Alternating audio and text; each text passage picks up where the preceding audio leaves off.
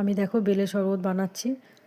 তোমরা কে কে বেলের শরবত খেতে ভালোবাসো? আর এই সিজনে তো বেল খাওয়াটাও খুবই দরকার, স্বাস্থ্যের জন্য খুবই উপকারী।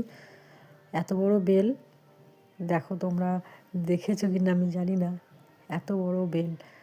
বেলের শাঁসটাকে আমি তুলে নিয়েছি, তারপরে জল দিয়ে ওটাকে ভালো করে চটকে এটা এরকম একটা পাতলা ব্যাটার তৈরি করে নিয়েছি। এটাকে আমি জল দিয়ে আরও পাতলা করব। এবার এটাকে যখন আমি চটকেছিলাম তখন আখের গুড় আর একটু বিট নুন দিয়েছিলাম। তারপরে জল দিয়ে আমি একটা বড় পাত্রের মধ্যে এটাকে চটকে চটকে এই বেলের পুরো শাঁসটাকে বার করে নিয়েছি। আর বীজ, তারপরে আঁশ যেগুলো থাকে সেগুলো দেখো আমি হাতের সাহায্যে এইভাবে নিংড়ে তুলে নিয়েছি। এই সিজনে বেল খাওয়া আমাদের শরীরের জন্য খুব উপকার, পেট ভালো থাকে। তারপরে আমাদের চুলের জন্যও খুব ভালো।